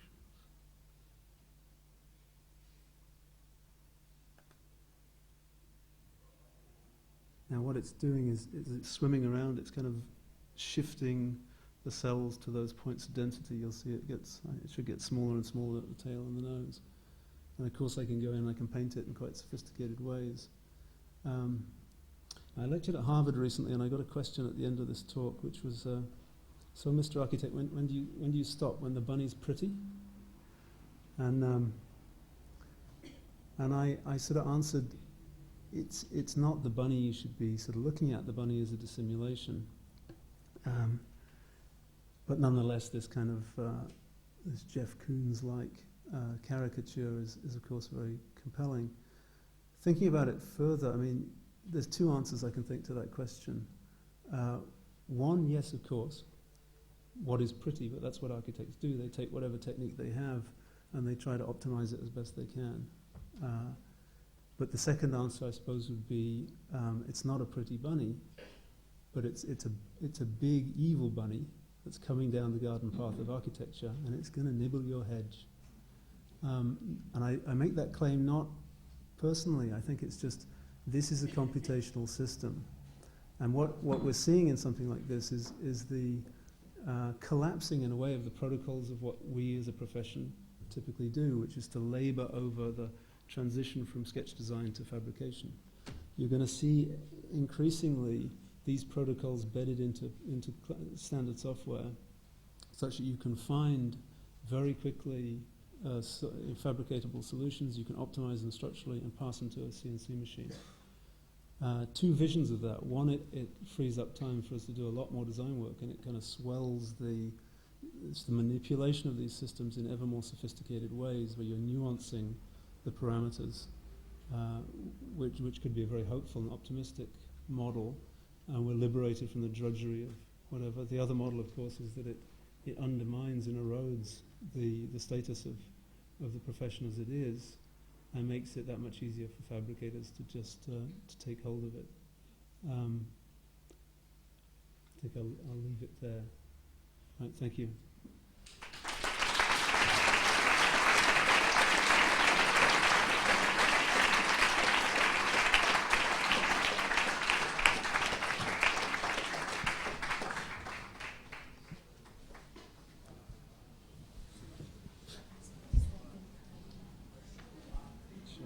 Okay. Is this working?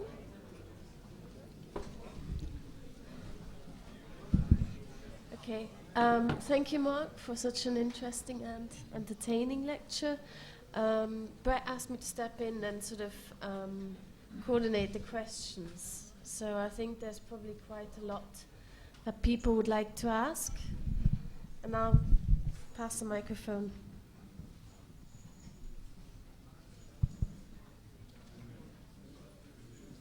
Hi, Mark. Most of the systems that you use are predominantly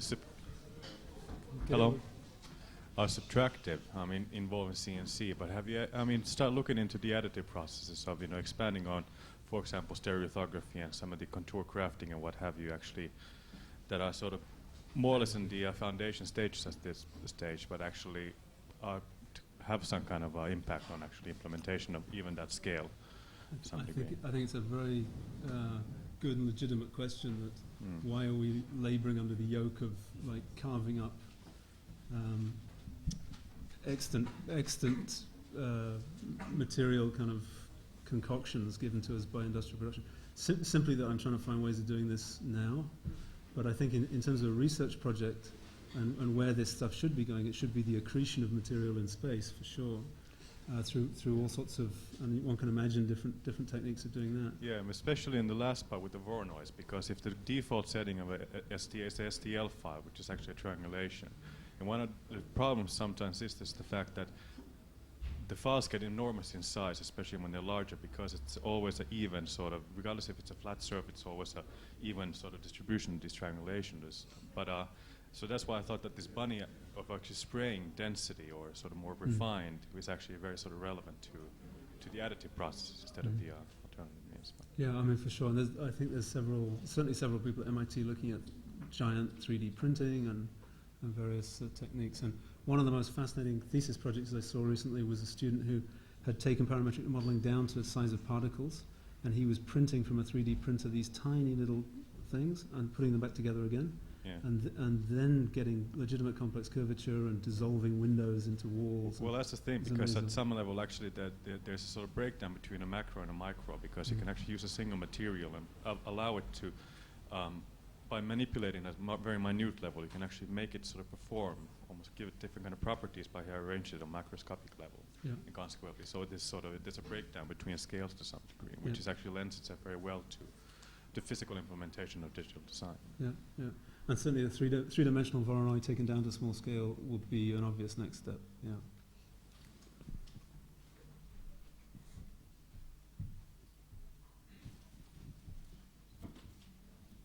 Yeah.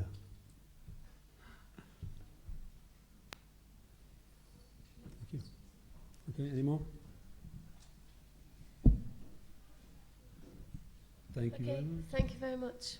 Thank you.